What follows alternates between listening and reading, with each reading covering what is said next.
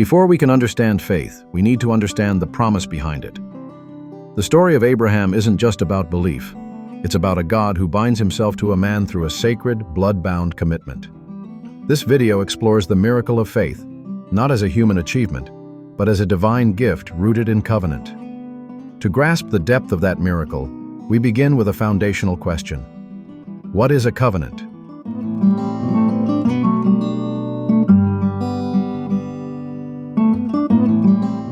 A covenant in the Bible is more than a contract.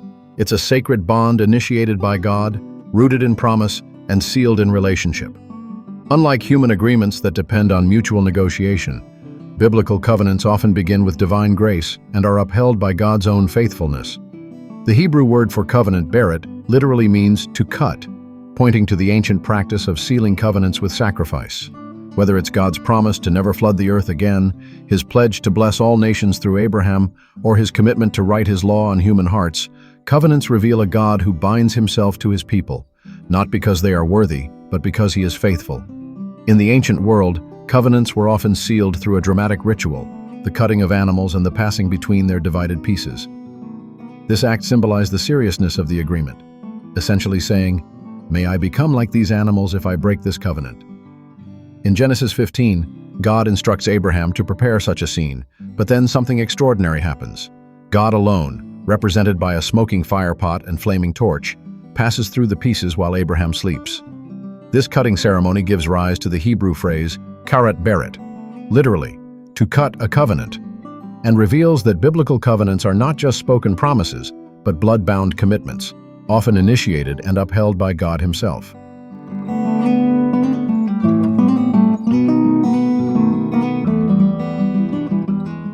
The Hebrew phrase karat beret, meaning to cut a covenant, reveals the ancient and visceral nature of biblical agreements.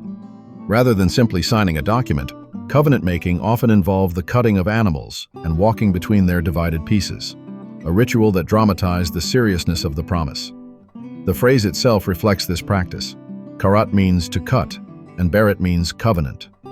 Thus, cutting a covenant refers to making a solemn promise or binding agreement. It's not just poetic language. It reflects a literal ancient ritual where animals were cut in half and the parties walked between the pieces to seal the covenant. Cutting a covenant has both literal and figurative meanings. In Genesis 15, God instructs Abraham to cut animals in two. Then, God alone passes between the pieces, symbolizing his commitment to the promise he made. Over time, the phrase karat beret became a shorthand term for making a covenant, even in situations where no animals were involved. Regardless of whether it is used literally or figuratively, this phrase carries significant theological weight. It underscores that covenants are serious, life-and-death commitments rather than casual agreements.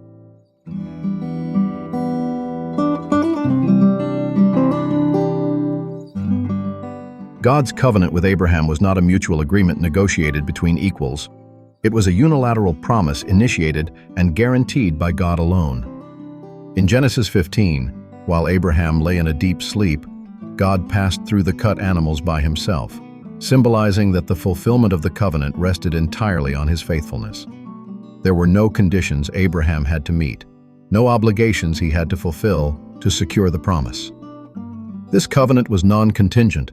Its outcome did not depend on Abraham's performance, obedience, or even his understanding. It was a miracle of grace, a divine commitment to bless, to multiply, and to redeem, rooted not in human effort, but in God's sovereign mercy.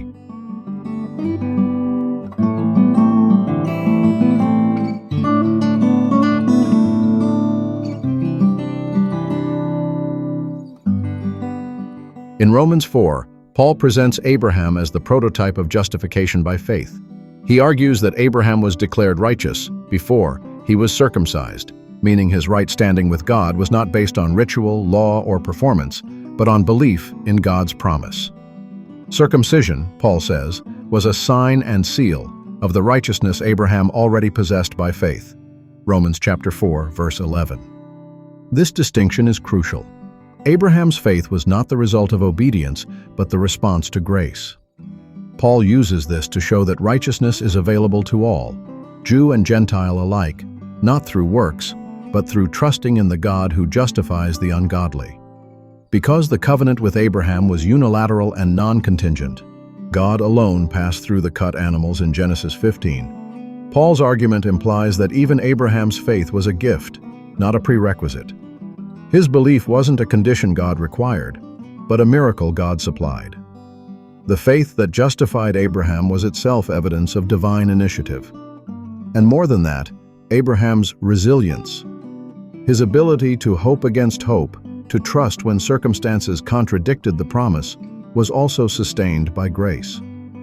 Paul says Abraham did not weaken in faith and was fully convinced that God was able to do what he had promised. Romans chapter 4, verses 20 and 21. That kind of endurance isn't self-generated. It's the fruit of a covenant upheld by God.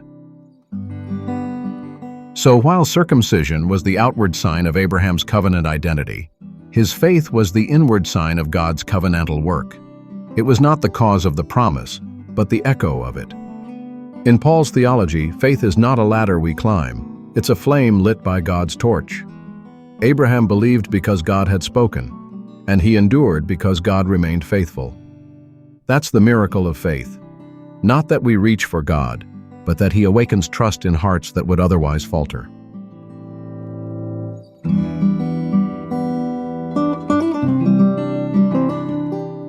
In Romans chapter 2, verse 29, Paul introduces a profound shift in covenant identity.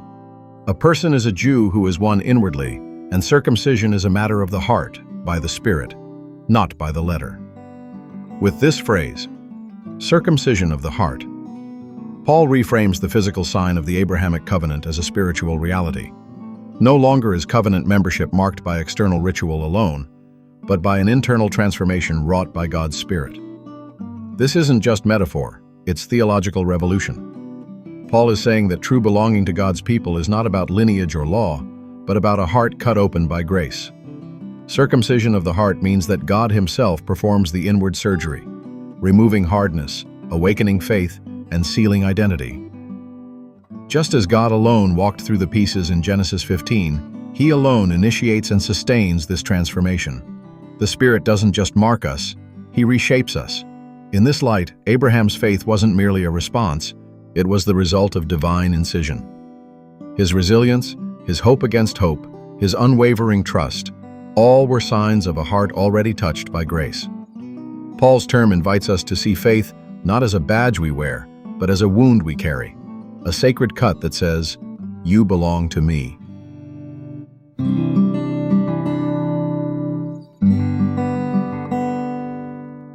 The story of Abraham reminds us that faith is not a human achievement, it's a miracle of grace. God didn't wait for Abraham to prove himself. He made a covenant, walked through the sacrifice alone, and awakened belief in a sleeping man. Circumcision marked the body, but faith marked the heart, and both were signs of a promise upheld by God. If that's true for Abraham, it's true for us. Our hope rests not in our strength, but in the one who keeps his word. So if you're hungry to understand that grace more deeply, come to the Word. Keep studying, keep asking, and let Scripture reveal the God who still walks through the pieces for us. We're building a space for honest, grace-filled discovery. If that sounds like something you want to be part of, subscribe and click the bell to stay connected. Thanks for watching.